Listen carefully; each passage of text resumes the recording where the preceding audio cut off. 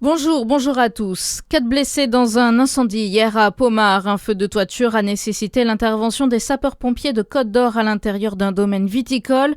Au total, 12 personnes ont été prises en charge, dont 4 transportées sur le centre hospitalier de Beaune en urgence relative. Une partie seulement de l'outil de travail a pu être préservée. Des inondations meurtrières au Népal. Une coulée de boue dévastatrice a causé au moins 165 morts hier. Plus de 400 personnes, dont 384 touristes, sont portées disparus selon les autorités locales. 80 ressortissants français ont signalé leur présence au Népal sur le fil d'Ariane du Quai d'Orsay.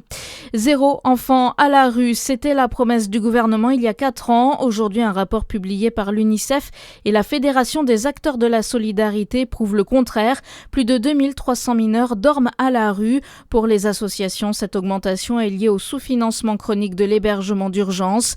La secrétaire générale de l'UNICEF, Béatrice François, souhaite une réelle politique ambitieuse sur le sujet. On demande pour la loi de finances 2027 la création de places d'hébergement supplémentaires. C'est 10 000 places d'hébergement supplémentaires, dont 2 500 places destinées aux femmes enceintes. La France a les moyens de sortir de cette situation. La promesse qui avait été faite de 0 enfant à la rue, elle aurait dû être tenue depuis longtemps. Mais il faut passer par une programmation qui soit véritablement pluriannuelle, de la rue au logement, avec une véritable volonté politique de permettre à ces personnes qui sont bloquées dans le système d'accéder à un logement. On espère qu'il puisse y avoir véritablement un accompagnement global. Il faut comprendre que les travailleurs sociaux sont soumis à une pression et une charge mentale qui est insupportable, on peut l'imaginer. Des conditions de vie qui ont un impact sur la vie des enfants, dégradation de leur santé physique et mentale, isolement social ou exposition à la violence.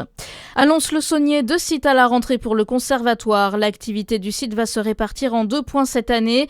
Une partie des activités reste dans le bâtiment actuel et certains enseignements sont transférés dans les locaux de l'ancienne école de management et de commerce, place de la Comédie.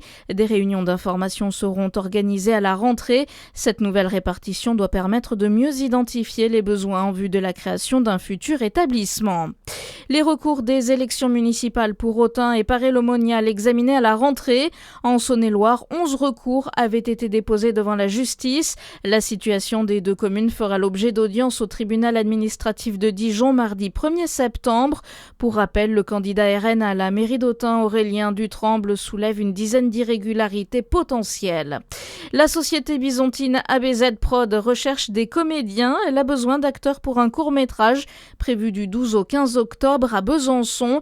La production recherche plusieurs profils débutants comme confirmés. Du foot aussi, hier la Ligue de football professionnel a officialisé la programmation de la 10e journée de Ligue 2. Le DFCO recevra Rodez le samedi 24 octobre à 14h. À suivre votre météo sur Fréquence Plus.